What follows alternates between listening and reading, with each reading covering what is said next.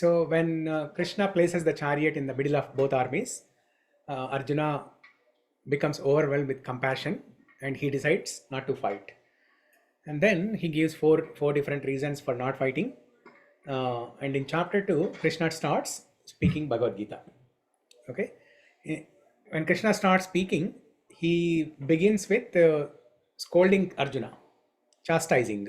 Okay, Krishna says, "Oh Arjuna, in chapter 1, Krishna did not tell Bhagavad Gita saying that now chapter 1 begins, now end of chapter 1. He did not say like that. For our discussion purpose, the acharyas have divided shlokas into chapters. Okay." So Krishna said, earlier you spoke like a learned pandit to avoid fighting, but you look like a fool number one. You don't know anything. Okay, you don't know what is duty and what is not duty. You don't know what is right and what is wrong. Now I'll tell you what is right and what is wrong. You listen. Okay.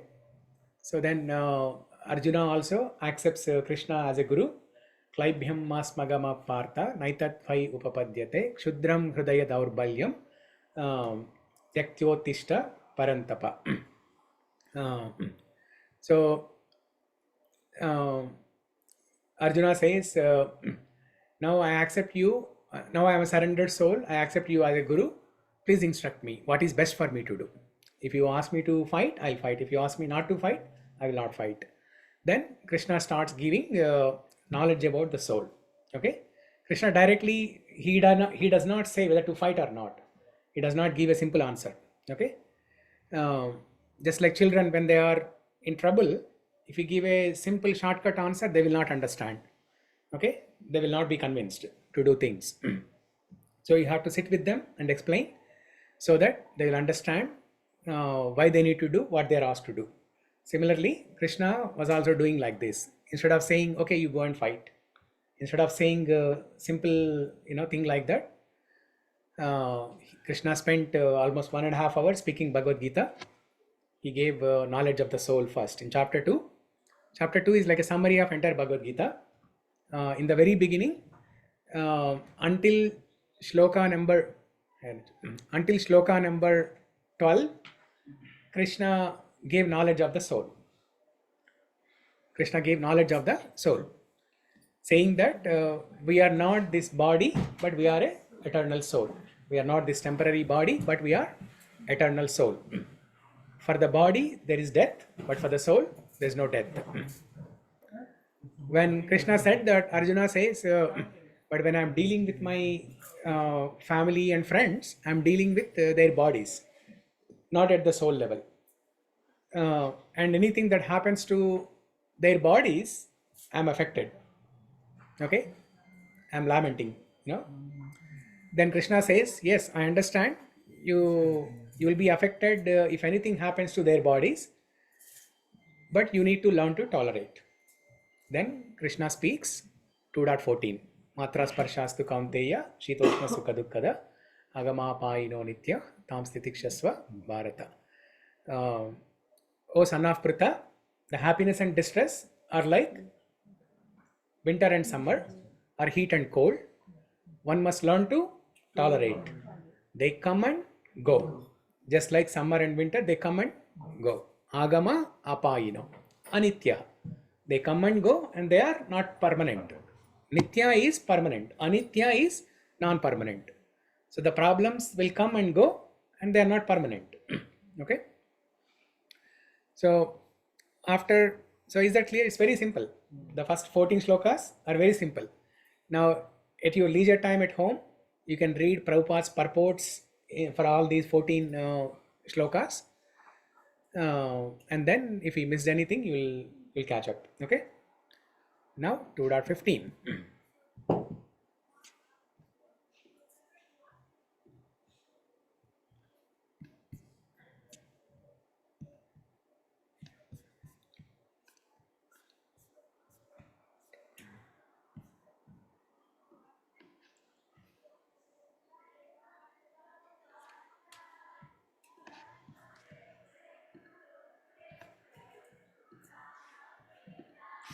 They are ahead of us, I think so. They are ahead of us.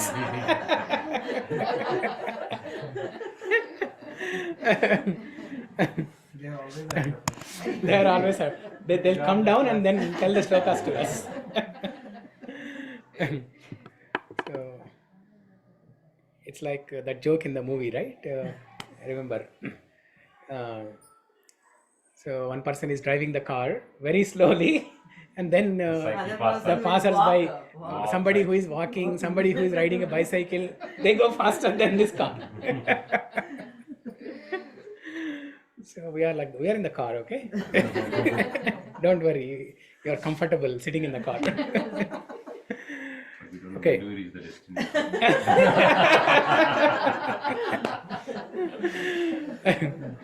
Journey is more important. Journey is more important. Yes, very good. Experience is important, right? Experience is very important. It should be pleasant. 2.15. Shri Bhagavan Uvacha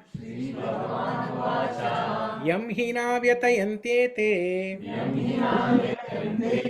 Purusham Purusharshabha Samadukha Sukham Dhiram Somrutatvaya Kalpate. Yeah, okay, so we'll take one or two from the men and one or two from the ladies, and they will recite, we'll repeat, okay? So who can recite? Kunal? Yeah. The sloka. Yeah, one line, read one line. Yamam hina vyatayante te. Yam hina vyatayante te. Purusham Purushasabha. Purusham Purusharshabha. Samadukham Sukham Dharmam. Samadukha Sukham Dhiram. Somartvaya Kalpate. Somrutatvaya Kalpate. Okay, anyone else who can pronounce? Yeah, Rahul. Yam hina vyatayante te. Yam hina vyatayante te. Purusham Purusharshabha. Purusham Purusharshabha. Samadukha Sukham Dhiram. Samadukha Sukham Dhiram. Somrutatvaya Kalpate. Somrutatvaya Kalpate. One last. Yeah. Yam hina yam yatatyate Yam hina vyatayante te. Purusham Purushasabha Purusham Purusharshabha. Samadukha Sukham Dhiram Samadukha Sukham Dhiram. Somratatyeva Kalpate. Somrutatvaya Kalpate. Okay, from ladies. Yam hinam vyatante te. Yam hina vyatayante te. Purusham Purushashabha. Purusham Purusharshabha. Samdukha Sukham Dhiram. Samadukha Sukham Dhiram. Somamrityaya Kalpate. Somrutatvaya Kalpate. Yeah. Chatara? Yam hinam na vyatante. Yam hina vyatayante te. Te Purusham Purushashabha. Purusham Purusharshabha. Samadukkam Sukham Dhiram. Samadukha Sukham Dhiram. Somrutatvaya Kalpate. Somrutatvaya Kalpate. One last. I can go. No, one from ladies. One last from ladies. Yam hina vyatayante Yam hina vyatayante te. Purusham Purusharshabha. Samadukha Sukham Dhiram. Somrutatvaya Kalpate. Very good. Okay, word for word meaning. Yam, one to whom. You can repeat. He certainly. He certainly. Na never. Na never. Yatayanti or distressing. Ete all these. Purusham to a person. Purusham to a person. Purusharshabha, O best among men. Sama unaltered. Dukkha in distress. Sukham unhappiness. Dhiram patient. Sa he. Amrutatvaya for liberation. For liberation. Kalpate is considered eligible. Kalpate is considered eligible. Okay, translation and purport by His Divine Grace A.C. Bhaktivedanta Swami Srila Prabhupada. Srila Prabhupada ki jai. O best among men, Arjuna, the person who is not disturbed by happiness and distress and is steady in both is certainly eligible for liberation. Purport. Okay, Srividya, are you able to read the purport? Yes, Prabhuji. Yeah, go ahead. Anyone who is steady in his determination for the advanced stage of, I can't say that, but spiritual realization and can equally tolerate. I'm having a little bit, I'm attending from phone, Prabhuji. Yeah, Okay. I've turned it now. Yeah, I can read it from the beginning again. Yeah. Anyone who is steady in his determination for the advanced stage of spiritual realization and can equally tolerate the onslaughts of distress and happiness is certainly a person eligible for liberation. In the Varnashrama institution, the fourth stage of life, namely the renounced order, that is sannyasa, is a painstaking situation. But one who is serious about making his life perfect surely adopts the sannyasa order of life in spite of all difficulties. The difficulties usually arise from having to sever family relationships to give up the connection of wife and children. But if anyone is able to tolerate such difficulties, surely his path to spiritual realization is complete. Similarly, in Arjuna's discharge of duties as a Kshatriya, he is advised to persevere even if it is difficult to fight with his family members or similarly beloved persons. Lord Chaitanya took sannyasa at the age of 24, and his dependents, young wife as well as old mother, had no one else to look after them. Yet, for a higher cause, he took sannyasa and was steady in the discharge of higher duties. That is the way of achieving liberation from material bondage. Okay, yeah, very good. So, in 2.14, the previous sloka, Krishna gave the art of tolerance. Okay, how to tolerate things in the material world. Now, in 2.15, Krishna is telling what is the benefit or result of tolerating. Okay, so what is the benefit or result of tolerating things? Krishna is saying that such a person who has learned to tolerate is eligible for liberation. Is eligible for liberation. So there is that shloka, right, by Adi Shankaracharya. Satsangatve nissangatvam, nissangatve nirmohatvam, nirmohatve nischalatatvam, nischalatatve jivan mukti, nischalatatve jivan mukti, bhajagovindam, bhajagovindam, bhajagovindam, bhajagovindam. Okay, so there in that shloka, Adi Shankaracharya says that in the association of devotees, satsangatve nissangatvam, in the association of devotees, you develop detachment. Okay, you develop detachment. So satsangatve nissangatvam, in the association of devotees, you develop detachment. And nissangatve nirmohatvam, when you learn to detach from things, then your illusion will disappear. Okay, your illusion will disappear. Now, what is our illusion? Moham. Yeah, what is moham? Material happiness, material needs. So the moham or the illusion is I am the And body. the body. Yeah. Yes, very good. I am this body. So we are identifying with the body, not with the soul. So that is our illusion. Just like in the dream, whenever you have a dream, you think that is permanent, right? Yeah. The dream is permanent. Most of the time not anymore, Prabhu. Not anymore. Most of the times we wish the things that we see in the dream should be permanent. Because most of the times we see good things only in the dreams, right? Unless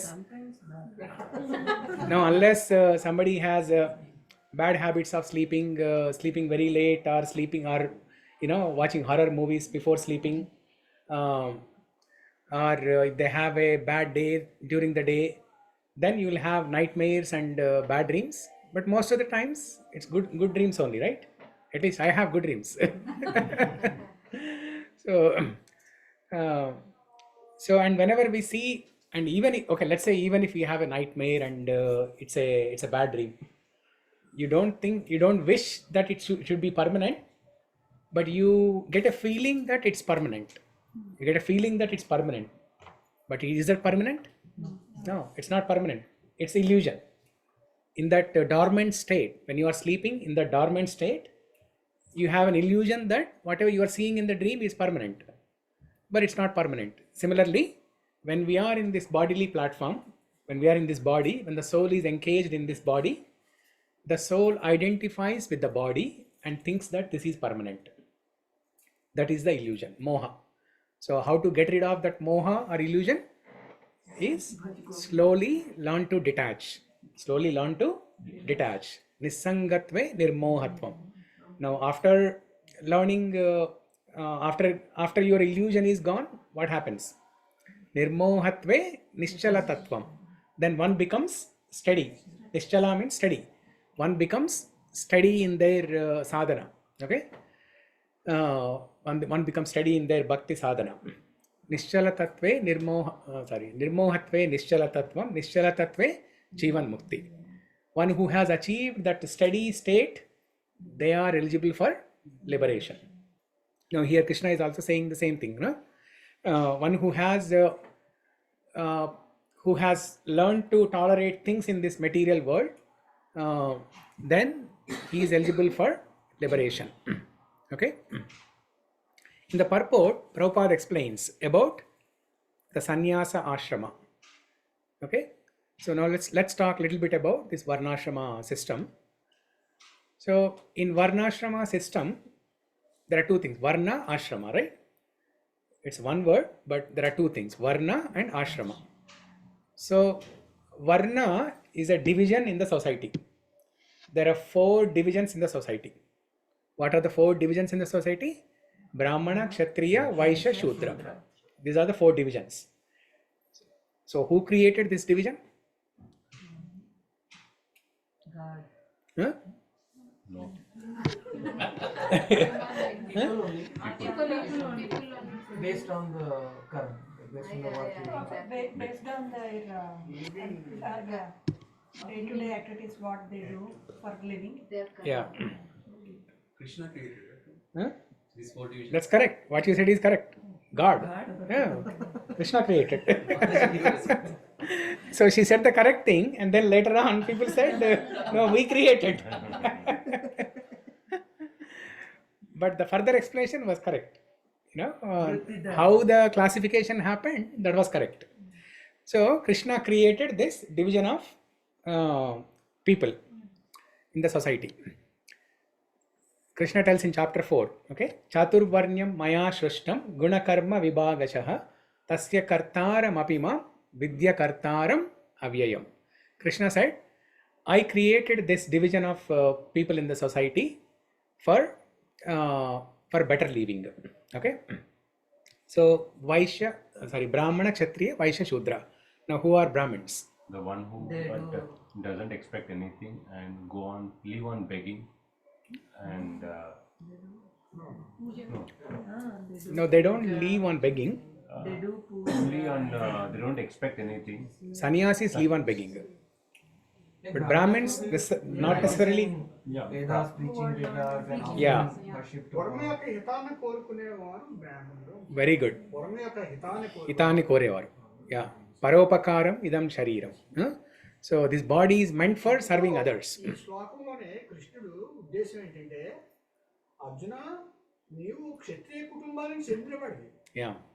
క్షత్రియ ధర్మం అంటూ ఒకటి ఉంది. Mm-hmm. ఆ ధర్మాన్ని పరిరక్షించడం నీ బాధ్యత అని గుర్తు చేయడానికి చెప్పాడు ఈ శ్లోకంలో. Correct. Very good. So Brahmana, class people are intelligent class people. They are classified by their intelligence. Okay, people who are intelligent, who are intellectual, they are Brahmins. Now, what kind of intelligence? It's not the material intelligence. It is a spiritual intelligence. Okay, one who is who can read Vedas, who can become expert in Vedas, who can preach Vedas to others. They are Brahmin class people. And Kshatriya, who are Kshatriyas?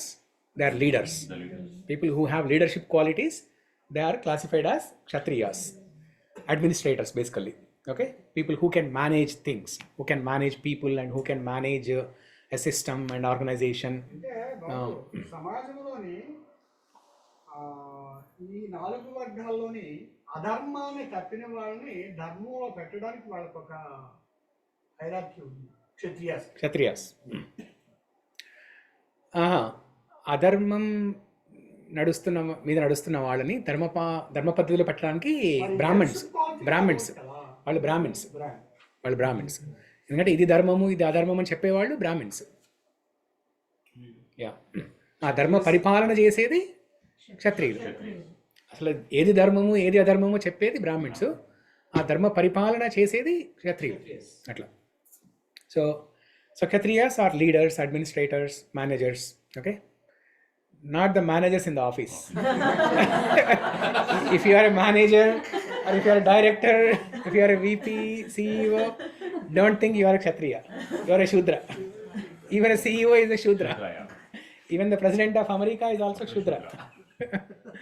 Okay, so next, Vaishyas. Vaishyas are business class people. Okay, people who can do business, agriculture, farming. They are business class people. The business class people, they have to maintain the other 3 classes of people. With their business, they earn money, and then they have to support the Brahmanas. They have to give donation to Brahmanas, and also they have to support the Kshatriyas, the rulers, administrators. They have to support the Kshatriyas, and also they have to give an opportunity to Shudras employment basically. Okay, so the final class is Shudras. Shudras are people who work under others. Okay, so who are we all? We are all Shudras. Okay, if you are I'm not. You are doing business. Yeah, so I'm Vaishya. I used to be a Shudra. Now after reading Bhagavad Gita, I learned not to be a Shudra. We are learning Vedas, so we are not Shudras. Based on the profession we will consider, or based on the we born in that way, that will be considered, because now we have differentiate. Yeah, it is like based on the profession we are. So that's a good question.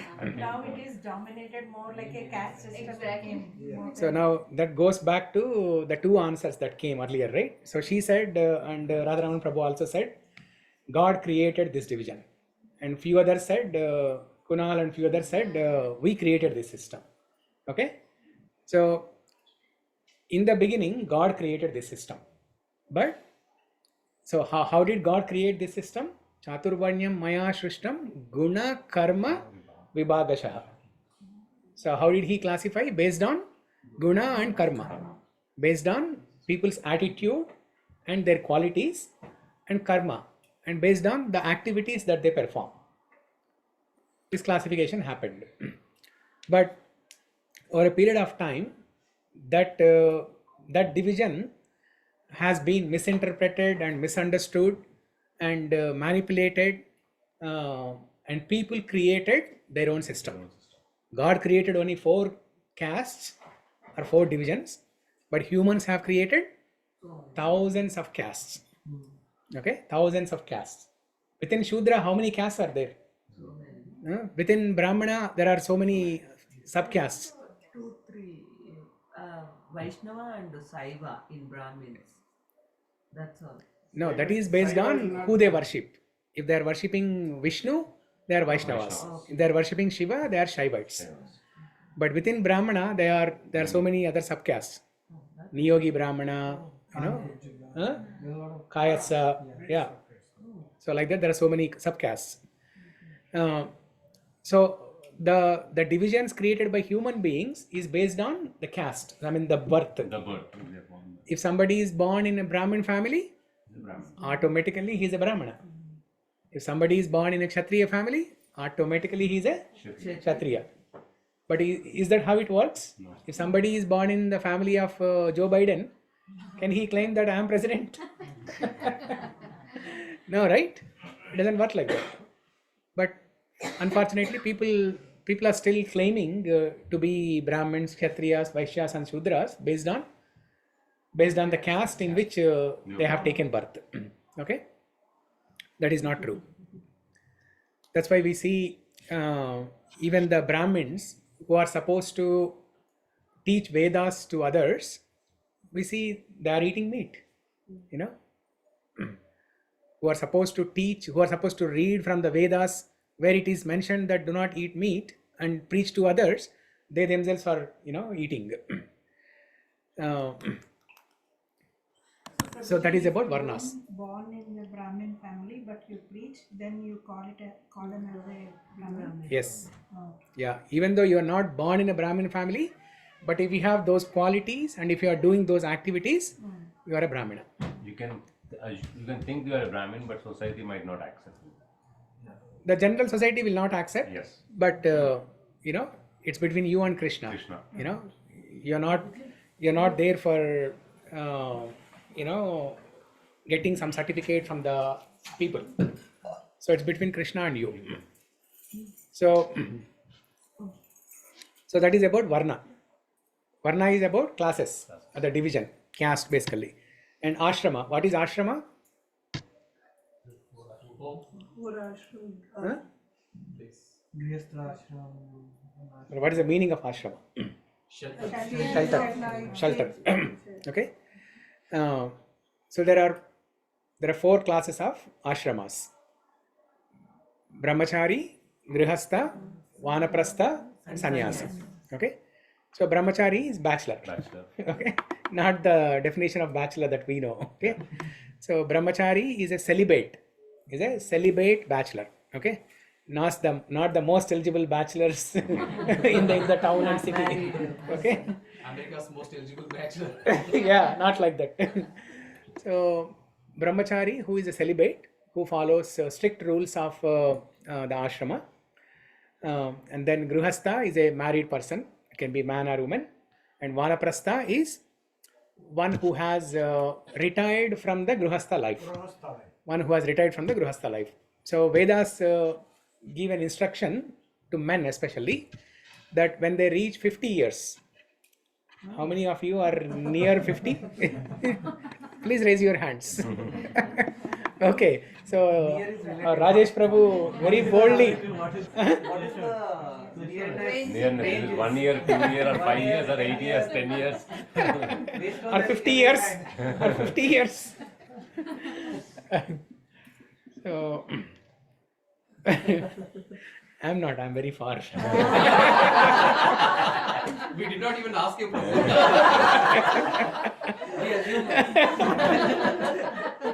Online people are safe. What, Neeraj? Online people are safe. Online people are safe. Okay, I'll remember that there are people online.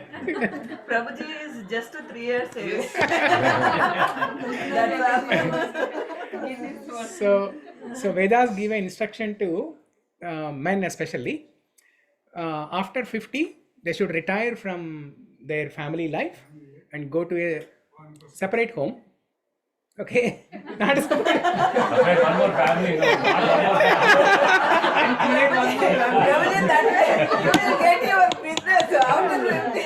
When will you get one more home? Now everybody raise their hands.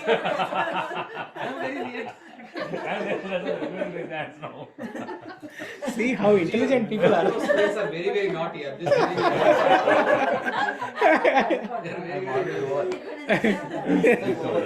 Not start a new life, new family. Okay. So there's a nice story in that context. I'll tell that in a bit. So retire from the family life and then dedicate the life to bhakti. Okay, So dedicate Harivilas life to Maharaj- serving God. Harivilas Maharaj has taken the one. He's in Vanaprastha stage now. So Not sannyasi? no, No. no, no. So you can still contact to your family, Yes. but you won't live with them. Yeah. And the same thing with the Prabhupada also, right? Srila Prabhupada. No, Srila Prabhupada, yeah, he was in Grihasthashram. Grihasthashram, yeah, And later on, so unfortunately his wife, not unfortunately, actually fortunately his wife, Prabhupada's wife, she was not practicing bhakti so seriously. Okay. In fact, when Prabhupada, started writing commentary on Bhagavad Gita, so one day, she did not like whatever Prabhupada was doing, in fact. Okay. One day she went to such an extreme that whatever Prabhupada wrote, the manuscripts, from Bhagavad Gita and everything, so she sold it to the old paper guy for some small money. And then Prabhupada had to start all over again. And then he decided, okay, I'll leave the family now. And that became as a fortune to Prabhupada, and in fact it's a fortune for all of us. Okay. Prabhupada had kids, Prabhupada? Yeah. How many? Yeah, the kids are still alive. Oh, really? Yeah. The granddaughter, I think one of the I think 2 sons and 2 daughters. Four. I don't know exactly, but one son, he still comes to ISKCON temples, and I think one of her. But he has not taken. None of them has taken any initiation. No. So one of her granddaughter was in TOVF Narsimha Maharati temple. She was talking. TOVP temple. TOVP temple. Yeah. So after 50, the men should entrust the wives to the grown-up children for the caretaking, and then they should go to a separate family. So many are there, very youngsters are going to that sannyas, like they are not even preferring to have married wives. So Yeah. So from Brahmachari ashram, you can directly go to sannyas ashram. So after the initial Brahmachari training period, after some maturity, they can skip they don't have to get married. They can skip the Gruhastha, Vanaprastha, and directly go to sannyas ashram. Okay. So, Prabhuji, why such instruction only to men? What about women? So God has created men and women in such a way that the women need protection. Okay. Both strength-wise and also physical ability and mental ability. In both aspects, men are stronger and women are weaker or dependent on men. Do you agree?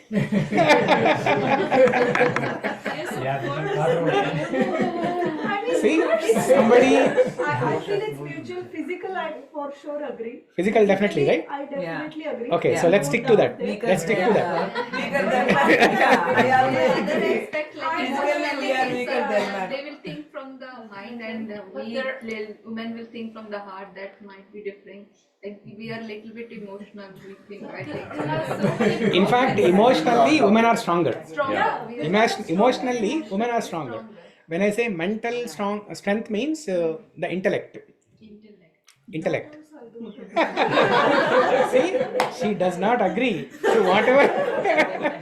Physically, I agree. Don't recall me. If you are saying I am less intelligent than Kunal, I don't agree. You were telling ladies are weak something, no? And you were telling leave them and go one person house. No, to the grown-up children. Son. Grown-up children, son. Grown-up children, son. That's why this instruction is not for women. Because women, if they leave the family and go alone and start living in a Vanaprastha stage, who will take care of them? But if somebody has only daughter, let's Yeah. say doesn't have son, Yeah. who is going to take care of Yeah, the grown-up daughter. Daughter and mom, they both are women. They need protection. When husband is gone. No, the daughter's husband. Daughter's husband. So then daughter went. Now mom is alone. Who is going to take care of mom? No, the mom can live with the daughter, right? Prabhuji, my wife is looking at leaving after 50 is optional, right? She's looking at me like, don't get ideas. It depends. Prabhuji, you should say optional. After 50, everybody say, go now, go now. Why are you saying don't get excited, okay? You're staying with me. She's looking at me, I'm like, why are you looking at me? I'm not going anywhere. No time. But that intellectual thing in the previous classes we studied, like it's not like women are less intellectual. It's like for certain things men do better and certain things women do better. Like in previous like long years back, 500, 200 years back, women were more into doing art and other skills which men can't do better, and the men were into the The physical work. warrior.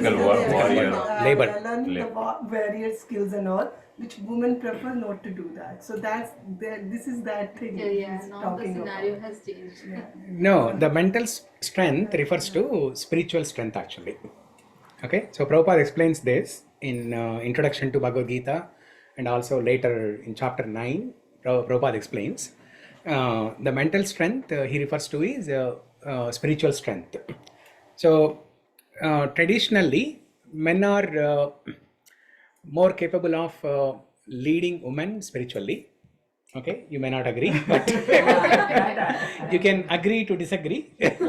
So traditionally, men are inclined to lead the women spiritually. Okay, first of all, they can do nice sadhana by themselves, and then they can lead women also nicely But on this path. in various, whenever there is more bhajan, kirtan or more classes, you will see there will be more number of women than the men. So why is that? In the ancient times, in the Veda Pathshala, who was there? Because Men. women were not allowed to go, right? At that time, they will always ask women to stay at home. Girls were not allowed to go outside. And there was a home. specific reason for that. Yeah, there was, because they need protection for sure. No, they need protection. I mean, no, Veda Pathshala means it's not like you are living in Gurukula, right? Okay. So you can be a day scholar. Even in Veda Pathshala, you can be a day scholar. So what was the reason? So the reason is again the same thing. You know, women are little, let me put it this way, little, this much only. Okay. Only this much. This much little less intelligent. I'm just asking the reason. We agree what you're saying, Yeah. whatever is written, Yeah. and there is no point of doing discussion for that. That's okay. But why is it like they were less intelligent? That's why they were not allowed to go, or Yes. or they were not allowed to go because they were girls. No, not because of they were girls. Yeah. And maybe I mean, you know, later on, that has been manipulated, just like the 4 varnas, right? How they were manipulated. That process also was manipulated, saying that if you are a woman or if you are a Shudra, you cannot read Vedas, you cannot come to the Veda Pathshala. But the actual reason was this. And what we heard, that even the teachers used to come to home to teach the girls, especially for the king, like the princesses and all. Yeah. The teachers used to come to the palaces to teach the princesses. Instead, princesses going to the Guru ashram. Yeah. So that's for protection, but the girl is learning everything there. They can learn from another Pandit. The girl can learn from another Pandit. Okay. But in the Veda Pathshala, it is traditionally all boys or men who receive the knowledge from the Guru. The Guru is also a man, and then all the disciples are also men. And then they propagate the knowledge in the society, where men and women are included. All classes of men and women are included. Okay. So, Prabhuji, when comes bhakti and spirituality is same. Bhakti, because generally in the homes only ladies will in morning wake up and they do the puja. So bhakti and spirituality is the same thing? yeah, bhakti and spirituality is same. See, what is spirituality? Spirituality is to know that you are a spirit soul. Yeah. Okay, that is spirituality. And how do you know that? What is the process for that? Bhakti. Bhakti is the process for that. So what you are saying is what you are seeing in the society. Yeah. That especially in the South India, what I have seen, only women do the pujas. Okay, if there is a program, religious program or spiritual program, mostly women attend that. It doesn't mean that women are only doing bhakti, or women are only capable of doing bhakti. So society has become contaminated in such a way that the men have drifted from this path, and they are indulging in all kinds of activities. And men mostly they are stay home, right? They are simple. Women are mostly simple, very simple, and they are staying home. That's why they take up this path seriously. That's changing, slowly now. That's changing, especially in Western countries. We are seeing now men and women are equally attending spiritual programs. But yeah, in India, even now in India, only ladies. If there is a bhajan or some spiritual program, only ladies who attend. Yeah. So if there is a Satyanarayana Vratam that is happening, only the ladies are inside, and all the men, they are sitting outside reading newspaper, chit-chatting.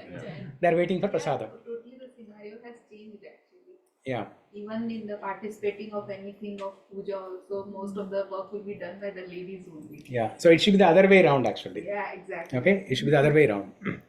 Okay. So Vanaprastha, and then after practicing Vanaprastha for a few years, 10 to 15 years, then if that person is serious, then they can go to sannyas ashrama. Okay. Sannyas ashrama is it's a stage of very strict austerities. Okay. So Prabhupada is explaining in the purport here, 2.15, the fourth stage of life, namely the renounced order, sannyasa, is a painstaking situation. Why it is so painstaking situation? Because you are all by yourself, you are alone, and you don't have any bank account on your name, you don't have anybody to take care of you. You have to go door to door to beg your day-to-day food. You have to preach. So it's a very difficult life. Now, even within the family, when there are so many people, so many friends, so many family members, we are not happy. When there are so many people to take care of us, still we are not happy. But sannyasa order of life is so painful that there's no guarantee that when you are in ill health, somebody will take care of you. There's no guarantee. When you are in need of money, you will get money. There's no guarantee. Okay. So Prabhupada is saying that will they get it, all these facilities in Vanaprastha? In Vanaprastha, they can still have income. Okay. They can still have income. They can still be in contact with the family members. Okay. If there is a health issue, family members can come and take care of the person. All those things are there. Yeah. Srila Prabhupada was in sannyas or Vanaprastha. Towards the tail end of his life, he was in sannyas ashram. Okay. Sannyas ashram. Yeah. But before that, he was in Vanaprastha. Okay. Yeah. Like when he came to US and started preaching, that time he came. Before coming to US only, he took sannyas initiation. Okay. Yeah. Okay. So, but why such a liberated souls and such a high intellectual people has to go to the sannyasa path? They can still do vanaprastha or still do grihapastha, and because they can control everything by themselves, right? Like basically emotions or good, bad, and everything, right? So why they have to do this sannyasa? So that's a good point. Not do, right? Arjuna directly when he got liberation, right? So he was in married life and he did not take sannyasa. No, that doesn't have to do with the varna or ashrama. So that's a good point. So Pavan is saying that even being in grihastha ashram, even being in vanaprastha ashram, if somebody is able to practice this bhakti very seriously and sincerely, what is the need of taking up sannyas order? Yeah. No, there's no need. So if you are in grihastha ashram, it doesn't mean that all the men who are in 50, they should leave the home and then take up vanaprastha. No, it's not mandatory. That's the recommendation. But if you are able to practice your bhakti sincerely and nicely, being in grihastha ashram, you can do it. But there's a catch. It is not possible. Being in family life, being in grihastha it is not possible to develop that detachment. Because you're constantly associated by your family members and so many things, right? It is not practically possible to develop that attachment 100%. So for that reason, see, it is like thing out of the sight is out of mind. Thing out of the sight is out of mind.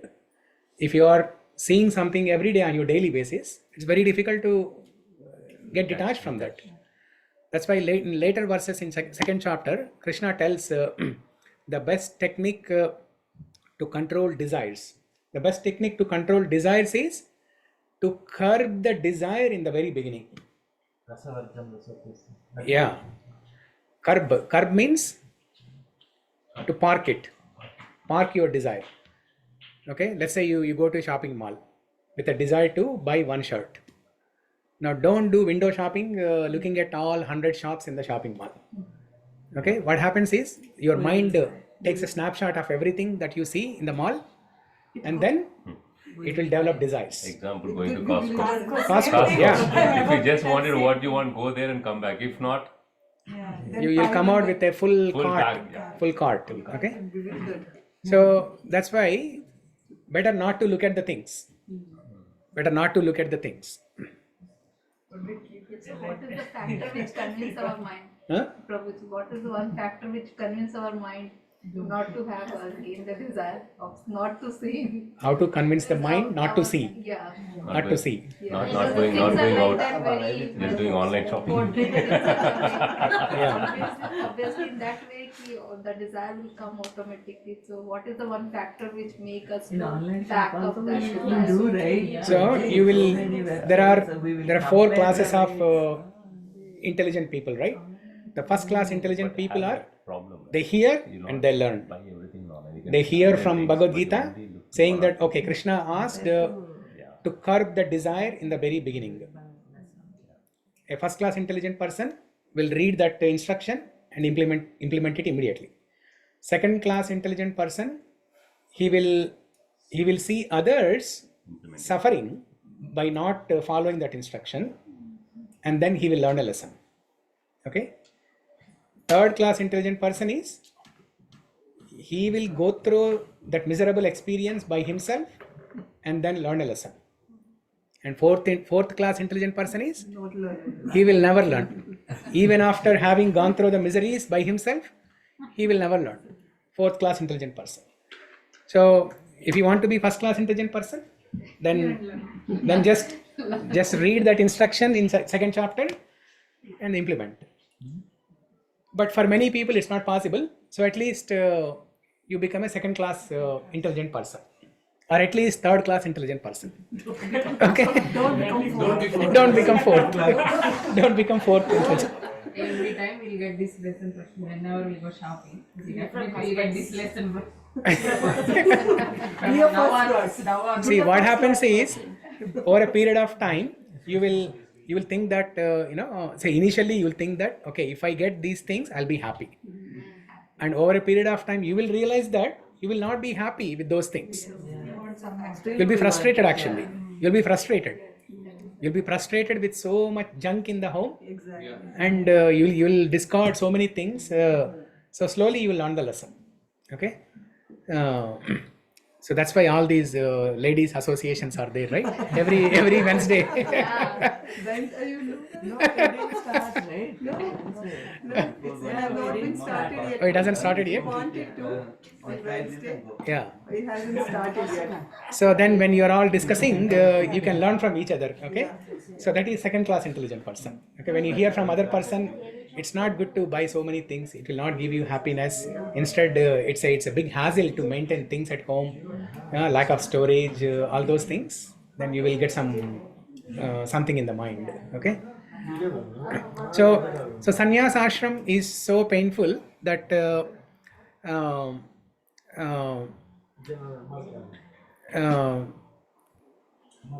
it is so painful that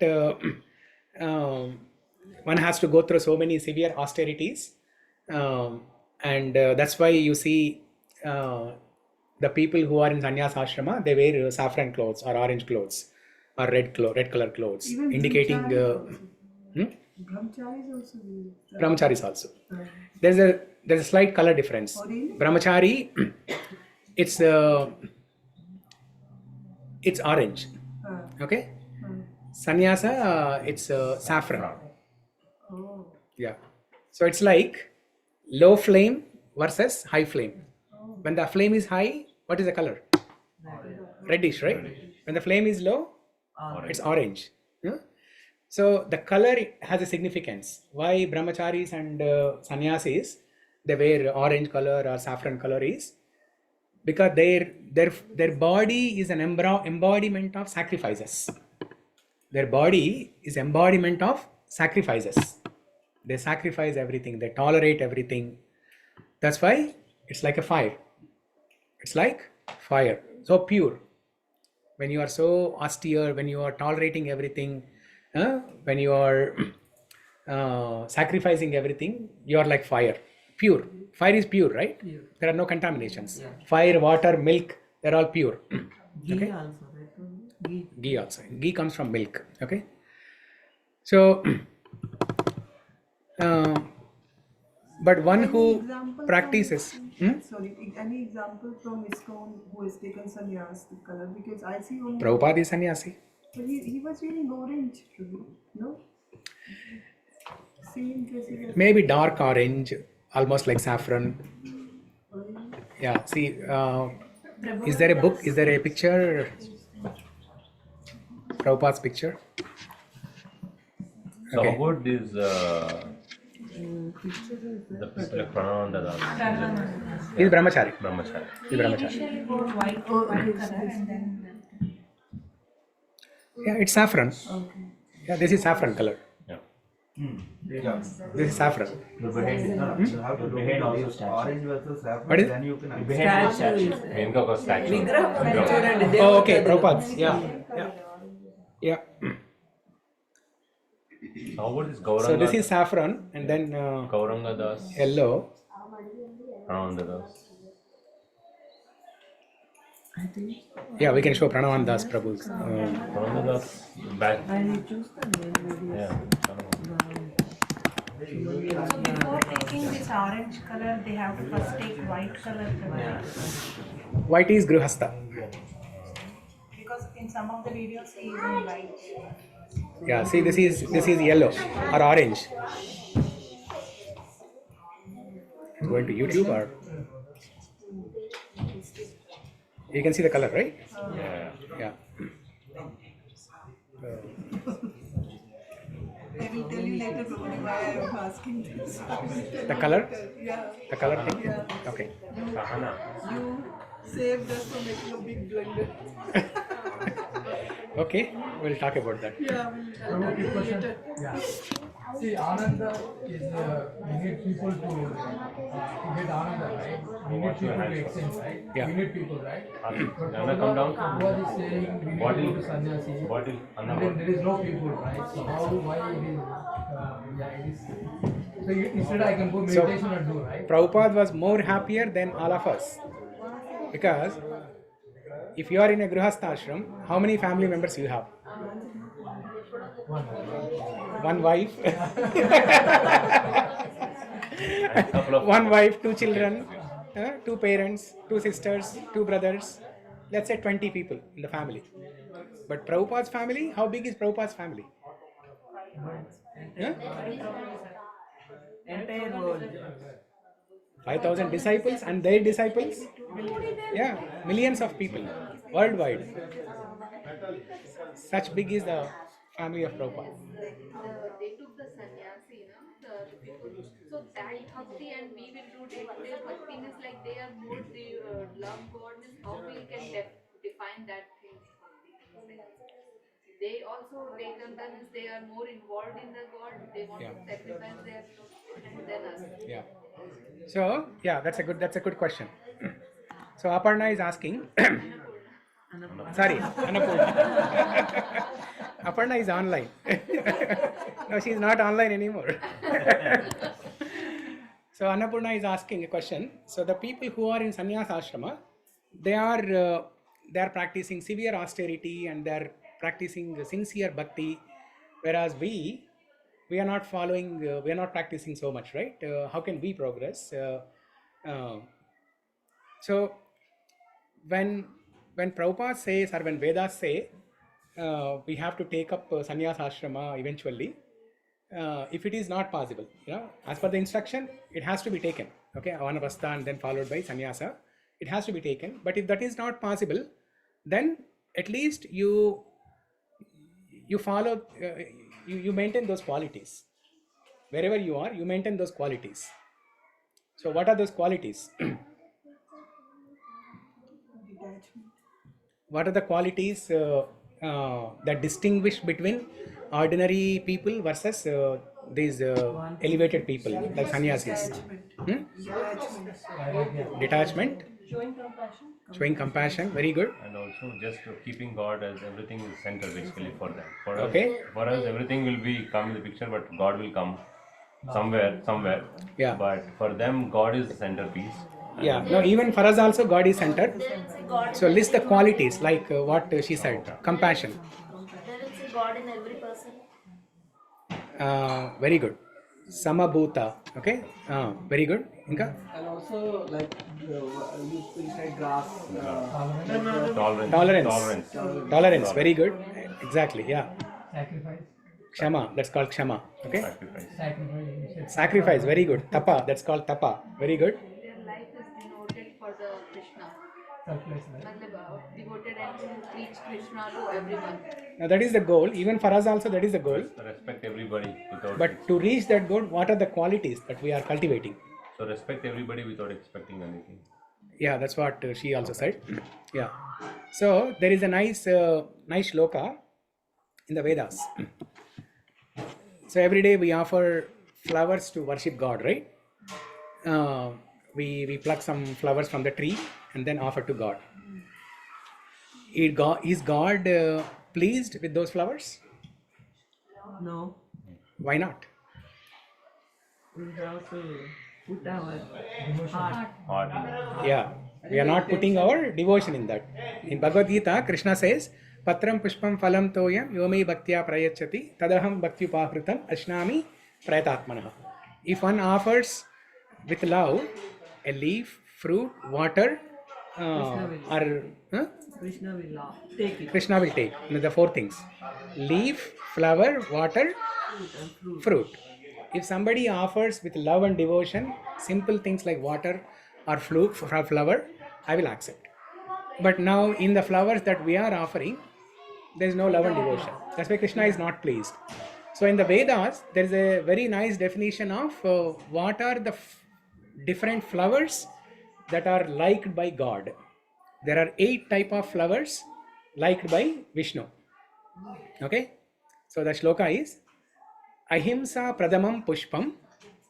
Okay, repeat after that. Ahimsa pradamam pushpam.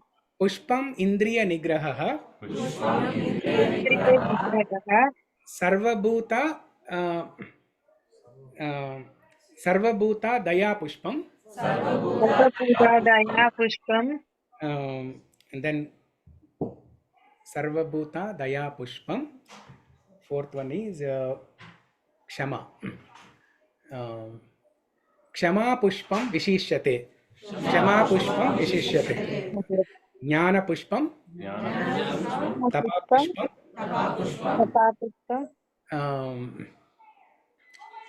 Shanti pushpam tadaivacha. Shanti pushpam tadaivacha. Shanti pushpam tadaivacha. Satyam ashtavidam pushpoho. Satyam ashtavidam pushpoho. Vishnoho Pritikaram Bhavet. Yeah. Okay, I'll repeat this. Ahimsa pradamam pushpam. Pushpam indriya vigraha. Sarvabhuta daya pushpam. Kshama pushpam vishishyate. Jnana pushpam. Tapa pushpam. Shanti pushpam tadaivacha. Sukha pushpam. No. What is the 8th one? Satyam. Satyam Ashtavidam Pushpoho Vishnoho Pritikaram Bhavet. These are the 8 different flowers that are dear to Vishnu. Okay, ahimsa. First one is ahimsa, non-violence. We should not hurt anyone physically or mentally. Okay, we should not hurt anyone physically or mentally. Even with our words, even with our words, we should not hurt anyone. Okay, that is ahimsa. Next one, Pushpam Indriya Nigraha. The next Pushpam is control of senses, Indriya Nigraha. Okay, then third one is Sarvabhuta Daya Pushpam. What you said, we should have equal vision to everyone, not only human beings but all the trees, animals, everybody. Okay, and then Sarvabhuta Daya Sarvabhuta Daya Pushpam Kshama Pushpam Visheshate. Kshama. What is Kshama? Forgiveness, tolerance, forgiveness. That is a special Pushpam. He is saying that Kshama Pushpam Visheshate. It is a very special Pushpam. Next, Jnana Pushpam. Knowledge about the soul, knowledge about God, and knowledge about the relationship between soul and God. And then Tapa Pushpam, what Sudhakar said. Okay, austerity, sacrifice. Okay, Tapa Pushpam. Next one is Shanti Pushpam Tadaivacha. Shanti, peaceful. Okay, you should not be agitated. You should be peaceful all the time. You should be peaceful, calm, not like restless and agitated, running around here and there. Okay, going to this vacation and run that vacation, continuously. You should be satisfied. Peaceful means you should be satisfied, self-satisfied. Okay, Shanti. And then Satyam Ashtavidam Pushpoho. One should be truthful. So if one has cultivated these 8 different qualities, there are many more, but at least these 8 qualities, it doesn't matter whether you are Gruhastha, Brahmachari, Vanaprastha or Sannyasa. You are the same.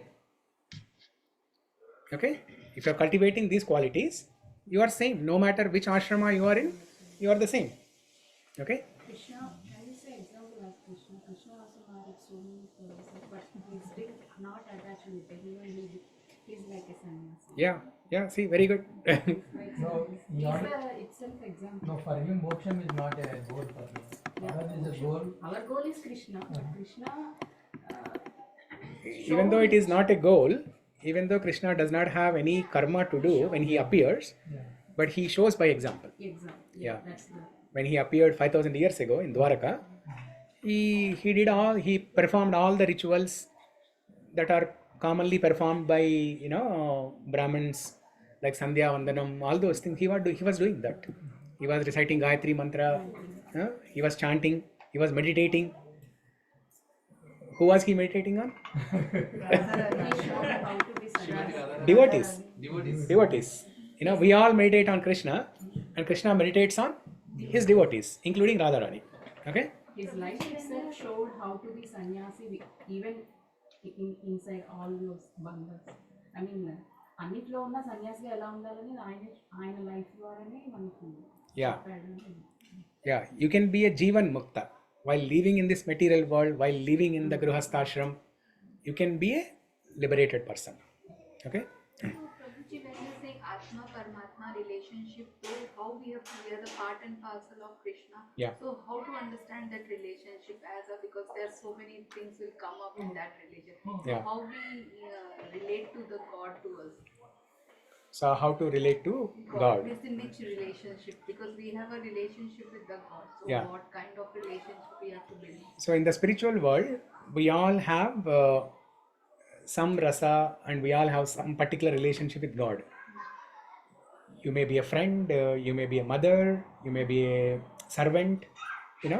You have a specific relation in a specific rasa in the spiritual world. That is fixed. But when we come to the material world, we have forgotten that. Now, after practicing bhakti, after becoming sincere, when you become self-realized, then that identity will be revealed to you. So what is your eternal relation, in which rasa you are serving Krishna in spiritual world, that will be revealed to you. Yeah. Okay.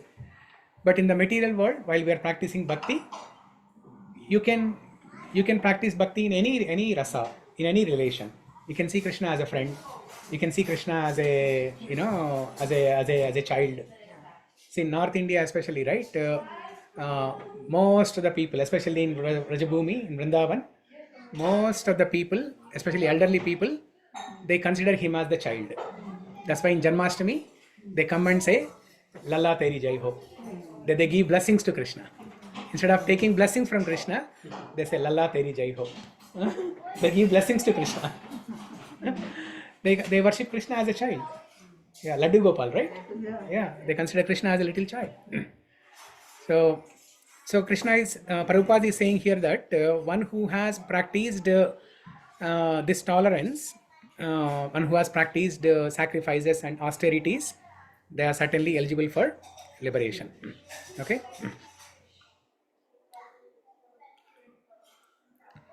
Next sloka. 2.16. So there are two approaches. Okay. Now this is the flow in this chapter. First, Krishna gave few shlokas about the soul. Dehinosmin yata dehe kaumaram yavanam jara tata dehantara praptir dhiras tatrana muhyate. So he gave some preliminary knowledge of soul in the beginning of second chapter. And then he talked about tolerance, 2.14. And then starting from 2.16 onwards, about 20 shlokas, Krishna speaks about soul in detail. What are the characteristics of the soul? What is the size of the soul? All these things. So, do you want to discuss all these things, or do you want to jump to the next section? So, there are two approaches. What do you want to do? Okay, raise your hand if you want to discuss all these details. What is in the next section?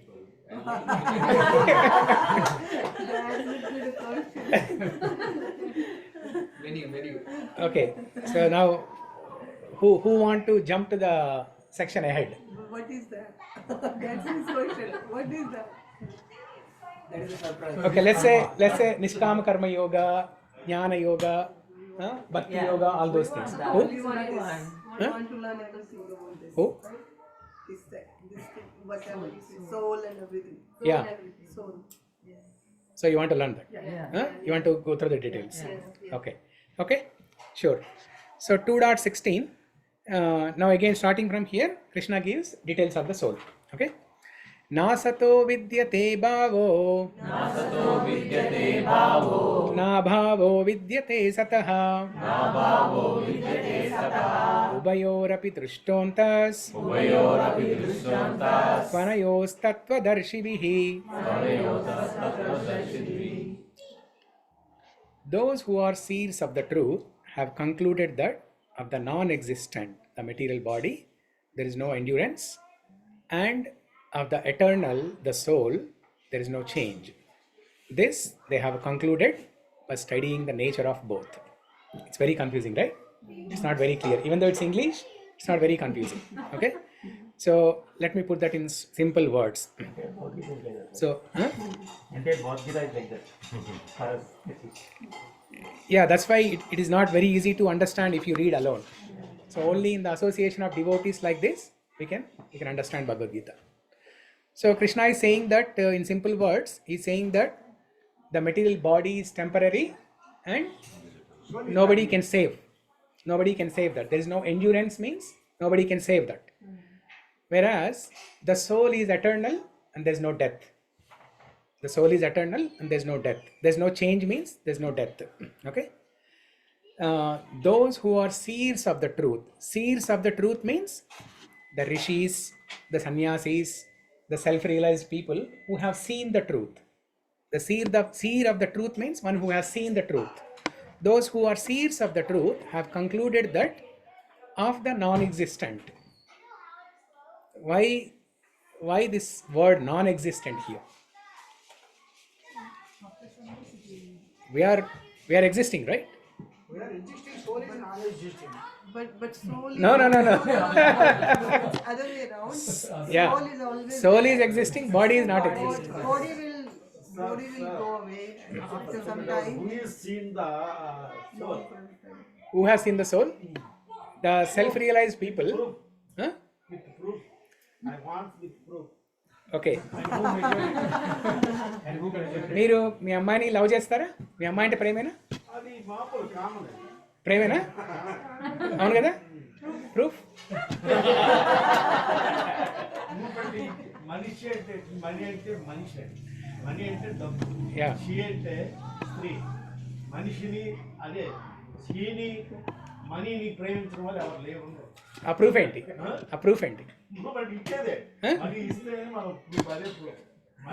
అలా ఏం కాదు కదా. మీ అమ్మాయి చిన్నప్పుడు money దగ్గర తెలుస్తుంది. చిన్నప్పుడు మీ అమ్మాయిని డబ్బులు ఇస్తేనే నేను ప్రేమిస్తాను అనలే కదా. డబ్బులు ఇస్తేనే దాన్ని నా దగ్గరికి వస్తుంది. Chocolate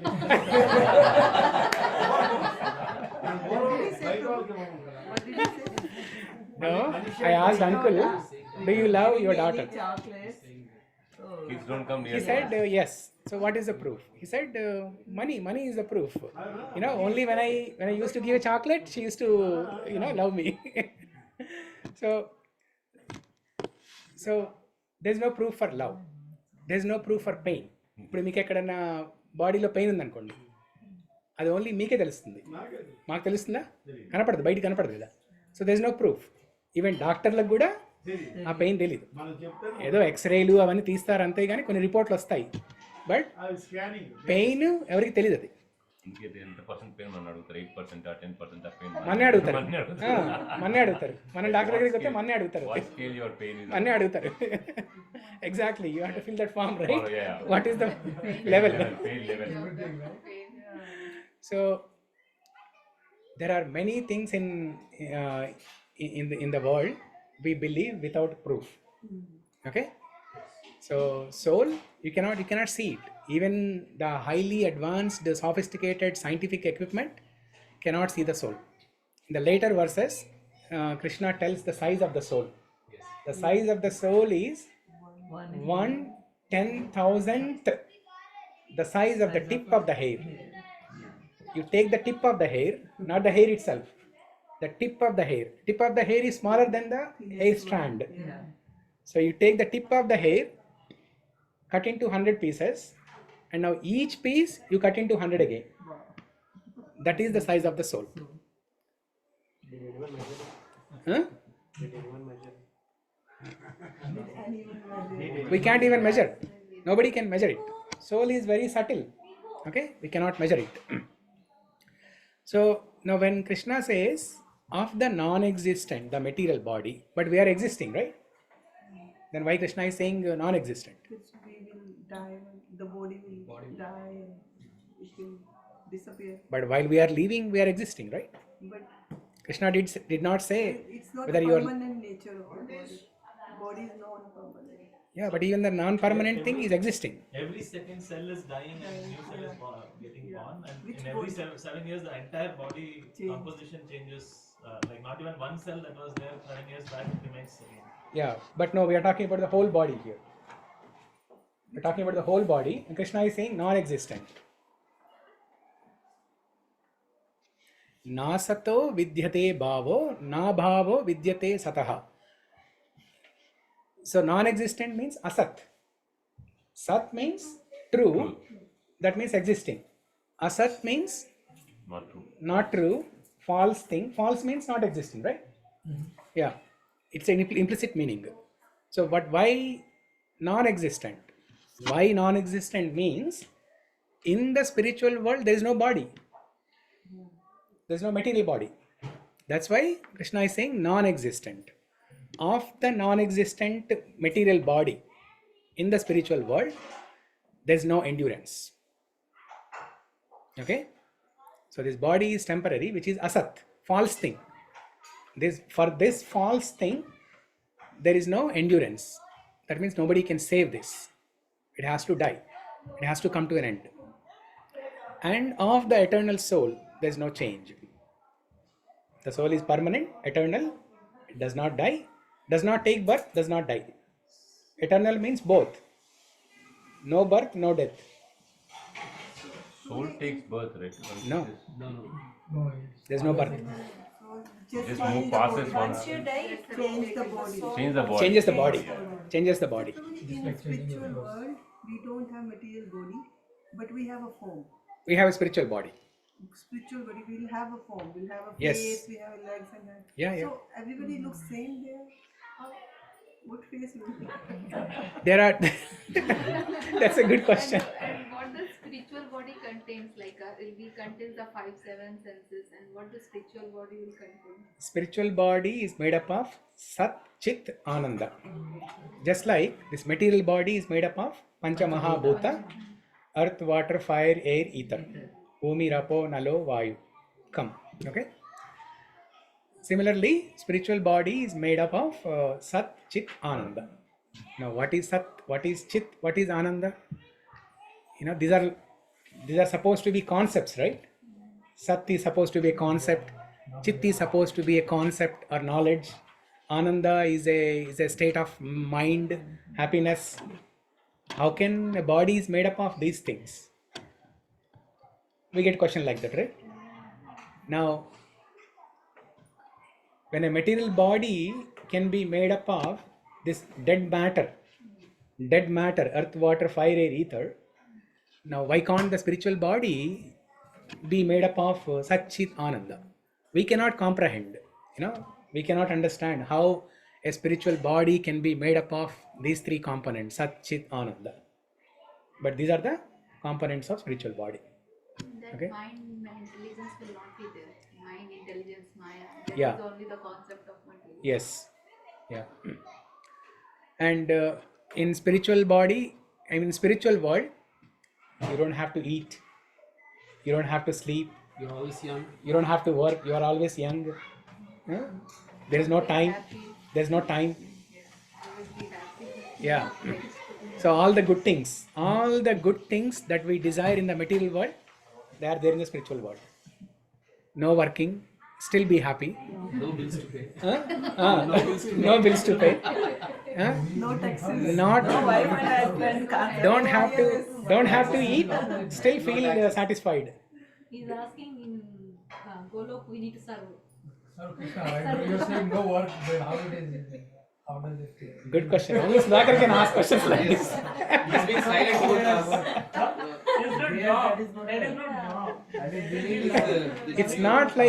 It's not like your prescribed duty in the material world. It's not like you have to work for Amazon or you have to do some labor work. But even love is Out of your love, you will serve Krishna. Service is not work. Service is not work. Sudhakar Prabhu is more inclined toward the light. Service is work, but in spiritual world, you will not see service as a work. Service you will see as a action of your love. So, Prabhuji, the same question which Srila Mataji asked on the facial structure, right? Because we are changing How do we our look? body. How do people look in the spiritual world? All same. There are different planets, different spiritual planets. Ayodhya Loka, Vaikuntha Loka, Goloka, and again there are multiple Goloka planets, multiple Vaikuntha planets, multiple Ayodhya planets. So in different planets, people look differently. In Vaikuntha, Chaturbhuja form, just like Narayana. No, there is some description like the most ugliest person there is more beautiful than the most beautiful person here. So there will be different facial features. Okay. See, the facial features look like God only. Look like all of us only. To be put in in simple words. See, the man's image in the Bible it is said, man is made in the image of God. No racism. What does that mean? No racism there. Huh? No racism No. there. When we say man is made in the image of God, that means we look like God. So in the spiritual world also, we look like Shweta will look like Shweta only. Which like I'm living so many lives, right? Now you have 4 hands. So you will have 2 hands. No. In Goloka 2 hands. Goloka 2 hands, but other lokas will have 4 hands. Yeah. Which body? Like Spiritual body. No, how will I look like this? In this body I look like I got a genes from my parents and I look like my parents, right? Yeah. In previous body, I don't know, maybe We have had millions of bodies. maybe I have millions of bodies, right? Yeah, Now, you may- So in Goloka, I'm assuming I will go there. You may look like Radharani, Or you may look like Lalita, you may look like But they Vishaka. all look same now, Prabhu. No, they are not same. They say Ashwati looks Variety, like they are spiritual same. world. See, in the material world itself, there is no single person who looks like another person. Now, what to speak of spiritual world? The variety increases every day. It's unlimited and it increases every day. So in the life before you go to Goloka, whichever you were like very fond of or like which you wanted to, then you will probably get that. Not like all millions of. Now we don't know. We don't know those details. You know what form you will get, and But everyone will look different and everyone have a form. basically like a person. Like a person. Okay, not like a alien or not like some vague. It's not an abstract thing. It's like a person. Okay, 2 hands, 2 legs, person. We are doing service here to purify ourselves. Yeah. To purify ourselves. Yes. The bhajans, all the kirtans, we are doing to purify ourselves. Yeah. So Remember, that's what we were discussing, right? Satsangatve nisangatvam, nisangatve nirmohatvam, nirmohatve nischalatatvam, nischalatatve jivan mukti. So, how do we get rid of that moha? How do we get nirmoha? By practicing detachment. And how do we practice detachment? Satsang. In the association of devotees, you learn to detach. And by practicing detachment, you learn.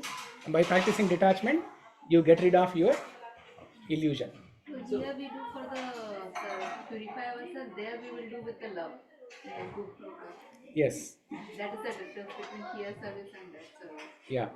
So we practice these 9 limbs of devotional service: Shravanam, Kirtanam, Vishnu Smaranam, Archanam, Vandanam, Padasevanam, Sakyam, Dasyam, Atmanivedanam.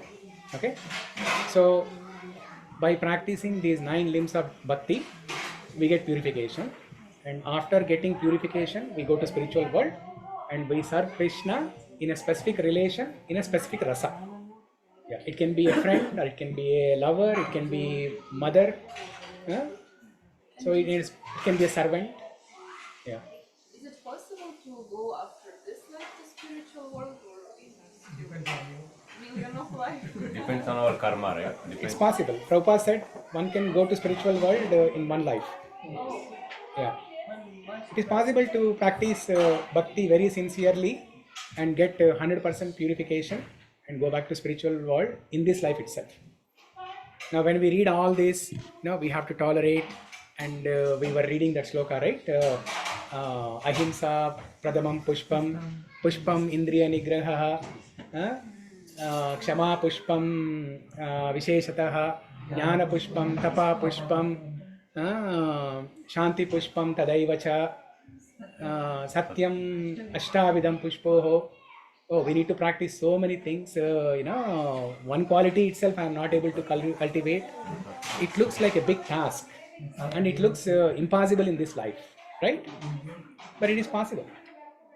It is possible. It says like if you have some desires before you die, then you will reborn again like that. Yes. Whatever you remember at the time of death, you will become of that state. Okay, if somebody remembers their pet dog, it's most likely they'll become a pet dog in the next life. Yeah. And if you have some unfulfilled desires, you will be given a suitable body in the next life to achieve those desires. One question. When you take sannyasa ashrama, Yeah. do you also... Me? No. So, even then you expected to have that satsang, or satsang is not like you will be sitting like separately and doing meditation. You have like a monk. Like bhajana, whatever. Is satsang part of... He gives satsanga to everyone else. He gives satsanga to everyone else, and he takes satsanga with other sannyasis. Yeah. So satsanga is not like, okay, after you have taken sannyasa initiation. Renouncing everything, you are not renouncing the satsanga. You are still Yeah. keeping the satsanga. Yes. Those 8 qualities you were talking about or practicing, right? Yeah. I mean, it is very tough. But also I was thinking that all of them are related, right? If you start focusing on one, the others will follow. Right? Yeah. 8 things, right? Yeah. Like if you practice Shama, Yeah. Then automatically, you will put more effort for learning. Yeah. Right? And respect will come from us. Like everything are connected also. Yeah, they're all connected. That's a good point. They're all connected. And in 13th chapter, Krishna gives a list of 26 qualities that one must develop. Okay? And it starts with humility. It starts with humility.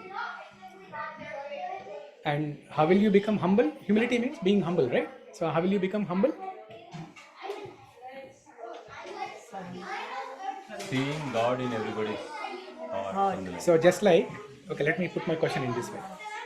So just like for the 26 qualities, okay, amanitvam, adambitvam, ahimsa, shanti, rarjavam, acharyo, pashanam, shaucham, sthairyamatma, vinigraha.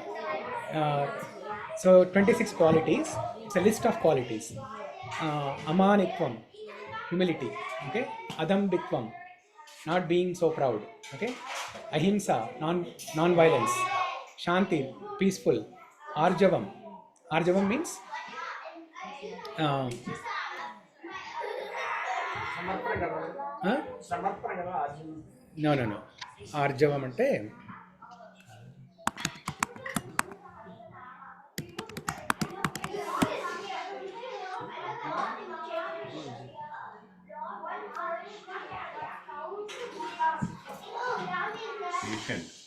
Patient. sincerity, no duplicity, okay, no hypocrisy, no duplicity, okay, arjavam, being straightforward, okay.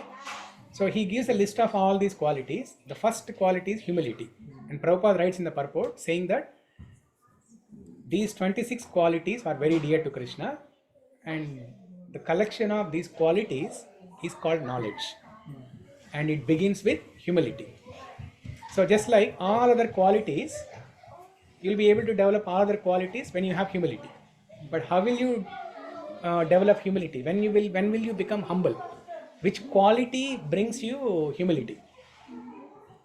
Knowledge. Huh? Knowledge, Prabhuji, that we are our limitation, knowledge of our limitation and our God's greatness.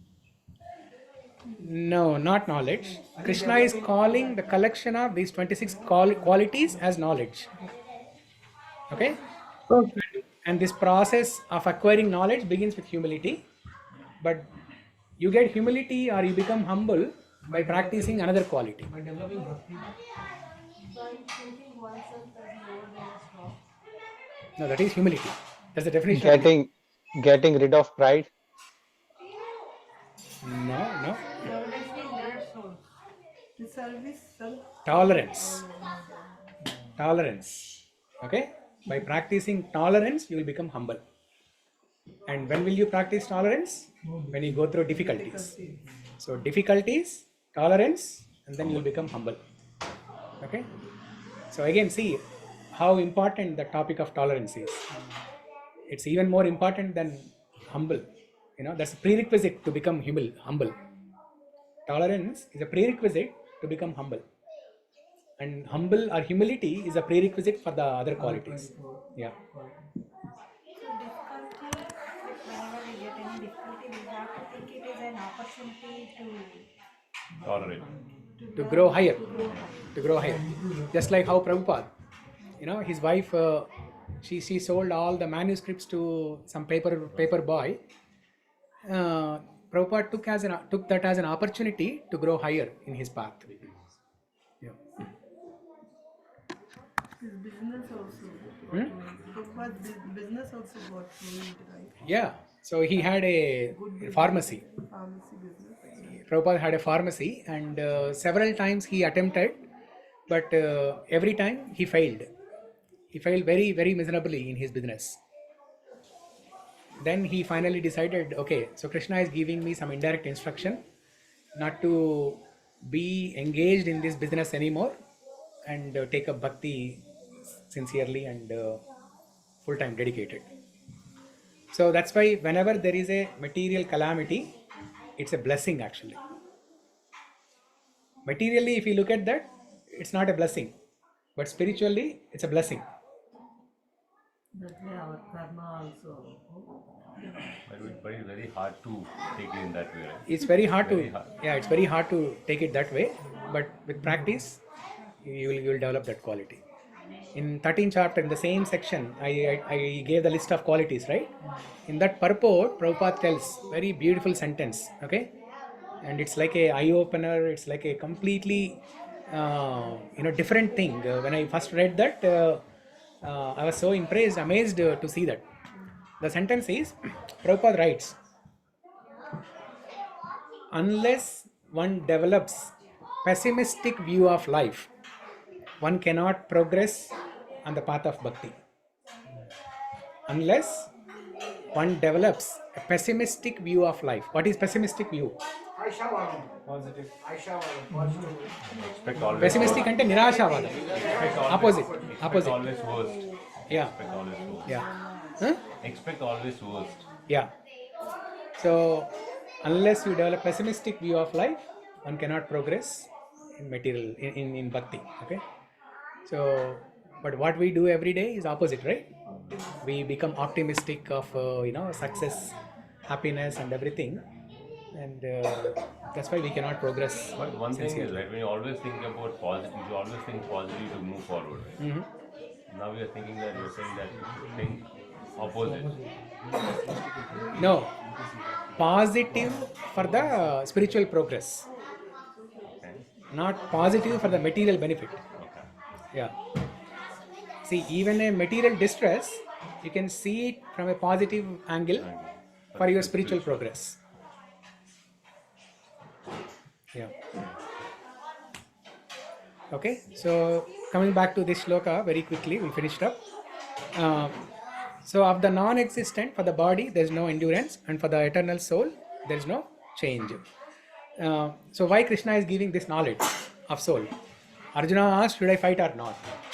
And Krishna is giving this knowledge of soul and saying that soul is eternal, body is temporary.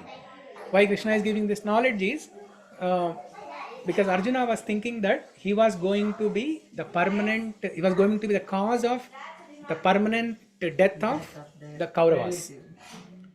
And Krishna is clarifying that here, saying that no, you will never be cause of the permanent death of your loved ones. Okay, because they are all material bodies, and the body will anyway will come to an end one fine day. Even if you try to save it, you cannot save it. And if you are killing and you are thinking that you are the cause of the permanent death, no, that's not true, because the soul is eternal. Okay.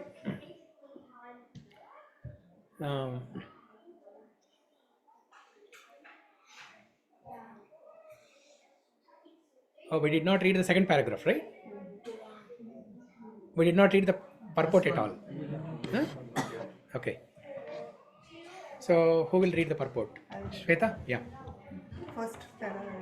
There is no endurance of the changing body, that the body is changing every moment by the action and reactions of different cells is admitted by the modern medical science, and thus growth and old age are taking place in the body. But the spirit soul exists permanently, remaining the same despite of all the changes of the body and the mind. That is the difference between the matter and the spirit. By nature, the body is ever changing, and the soul is eternal. This conclusion is established by all the classes of seers of the truth, both impersonalist and the personalist. In the Vishnu Purana 2.12.38, it is stated that Vishnu and his abode all have self-illuminated spiritual existence. Jyotimishi Vishnu Bhuvanani Vishnu. The word existent and non-existent refer only to the spirit and matter. That is the version of all the seers of the truth. Yeah. Okay. So we'll discuss this and then next paragraph. So Prabhupada is saying that now how do we understand that for the material body there is no endurance, and for the soul there's no change. So Prabhupada is clarifying here, saying that this material body undergoes constant change. Okay. So within this body, within this life, this body undergoes several changes. There are 4 stages a body goes through. During lifetime, there are 4 stages a body goes through. What are the 4 stages? Birth, childhood, Birth, death, old age, disease. no. birth, teen, adult, or Okay, so the 4 stages are birth, as everyone said, birth, that's a beginning stage, and then grow, birth, grow, Old age. produce, and then dwindle, and then finally death. Finally death. Okay, so birth, growth, reproduce, dwindle, and then finally death. Okay, and even at each stage, for example, the growth stage, the growing stage, the body undergoes several changes. The cells in the body completely change once in 7 years. And what was the body at the time of birth is not the same body in the childhood, and what is the body in the youthhood is not same as the childhood. What is the body in the adulthood is not same as the youth body, and what is the body at the time of death is not the same as adulthood. So the body is completely changing.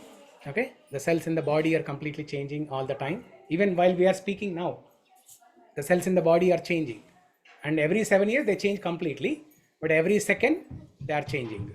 Okay, whereas the soul, there's no change. Okay.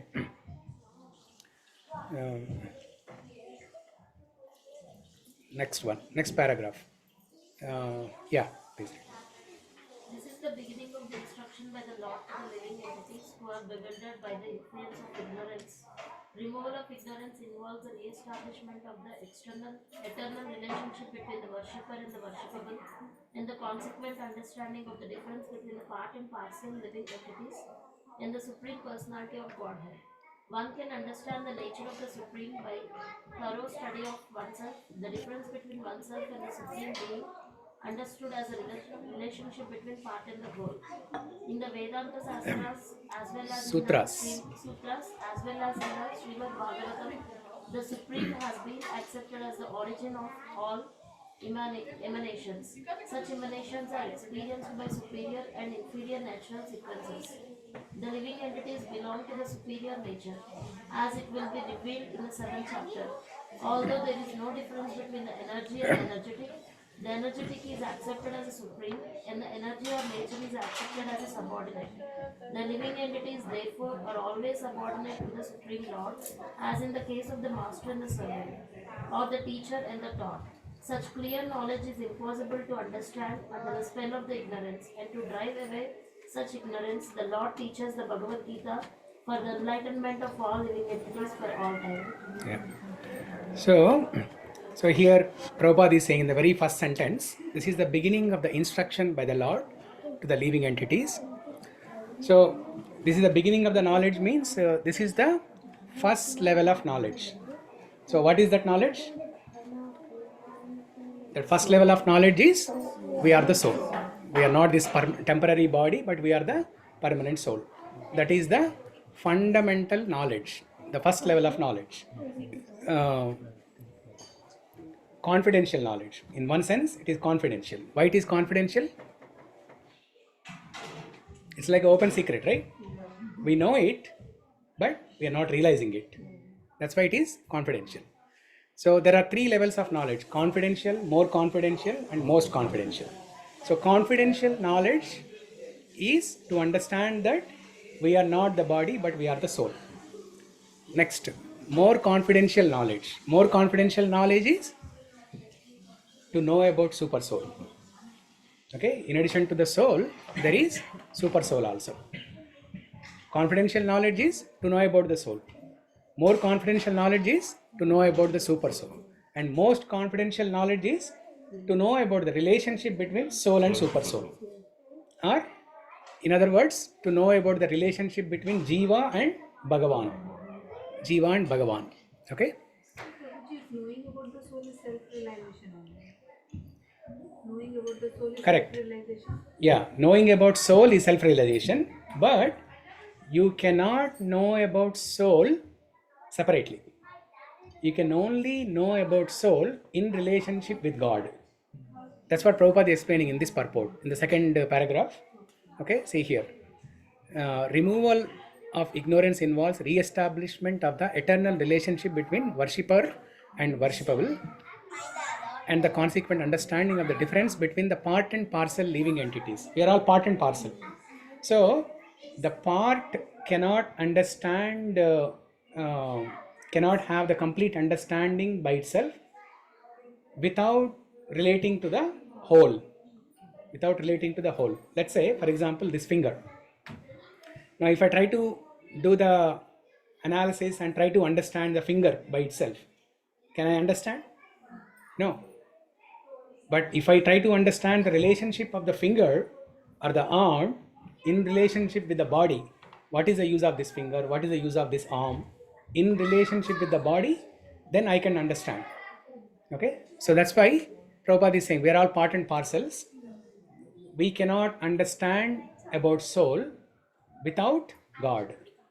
So the self-realization has to happen in relationship with God.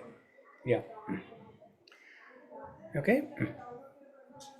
So in Bhagavad Gita, if you see the first 6 chapters talk about Karma Yoga, middle 6 chapters Jnana Yoga, last 6 chapters Bhakti Yoga. Okay. So in the first 6 chapters, Krishna explains about the soul, Atma Jnana, and then how to do some karma or activities so that you can get some practical wisdom of the knowledge of the soul. Knowing that we are not the body but we are the soul is one thing. But realizing that we are the soul is another thing. So how do we realize that we are the soul? By performing some activities, by performing some karma. So all these things are given in the first 6 chapters. Okay. And the middle 6 chapters, Bhakti. So Krishna talks about himself. Krishna talks about the relationship between God and the living entity, and how to perform bhakti. Krishna talks about all these things. And in the last 6 chapters, Jnana Yoga, Krishna tells how this material world works.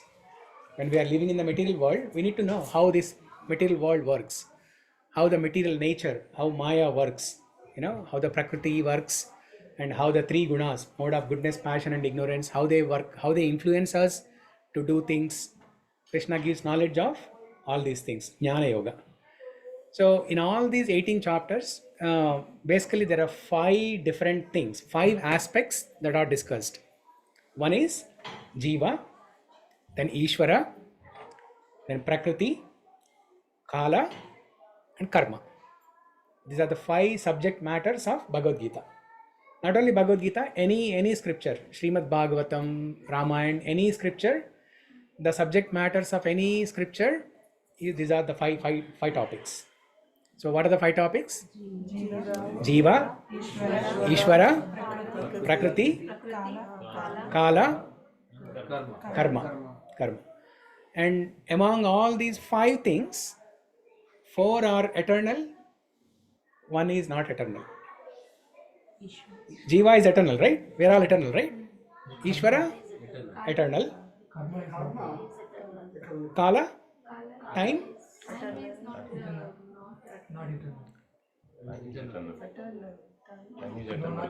Time is eternal. Time is eternal. Time is eternal. The concept of Kala is not all there in this only the concept is there. So in the material world, time is cyclic. Yeah. Okay. So Kali Yuga, after Kali Yuga, Satya Yuga, Treta Yuga, Dwapara Yuga, Kali Yuga, and then one more cycle. Okay. And then 100 after 100 cycles, it is called one yuga. One kalpa. So 1000 yugas is one kalpa. It is cycle. Okay, time is cyclic in material world, but in spiritual world also time is there. But the time in spiritual world does not work like how it works in material world. It is not like a forcing factor upon us. In material world, time is a forcing factor upon us. Okay, as time passes, we dwindle and we die. But in spiritual world, Time does not work like that. There is time just to facilitate different leelas, just to facilitate different activities with Krishna. There's a concept of time, but it's not a forcing factor. It's not like, okay, now it's the time is running, you have to finish going to the garden and come back. It's not like that. You can remain in the garden as much time as you want. Okay, infinite amount of time you can stay in the garden. There's nothing like forcing. Okay, it's not like you send your child to the park for 1 hour and after 1 hour say time to go home. It's not like that. So in spiritual world, there's a concept of time to facilitate different activities. That is also eternal. Yeah, time is eternal. It is there. It is there in spiritual world and material world also. Prakriti is matter. Matter is also eternal. Okay, matter is also eternal. Material body is not eternal, but matter is eternal. The Pancha Mahabhuta that we see, earth, water, fire, air, ether, that is eternal. The only difference is it can go manifested and unmanifested. It can change forms, manifest and unmanifest. It can appear, disappear. When the material world is created, it will appear. When the material world is annihilated, when Lord Shiva destroys the material world, then the matter is also unmanifested. Okay, matter becomes unmanifest. So matter is also eternal, but it becomes either manifest or unmanifest. Okay, the only thing that is not eternal is karma. Okay, in spiritual world there is no karma. The karma is only in the material world. Okay, so these are the 5 subject matters to help us get self-realization, to understand the spirit soul in relationship with God. We are all part and parcel. Krishna is the whole and we are part and parcel of him. Okay, it's almost 2 o'clock, right? Yeah, I think we'll stop here. Next week we can finish 4 or 5 shlokas, okay, about the details of the soul. Okay, thank you everyone for joining. Hare Krishna. Hare Krishna. Hare Krishna. Hare Krishna, Prabhuji. Hare Krishna.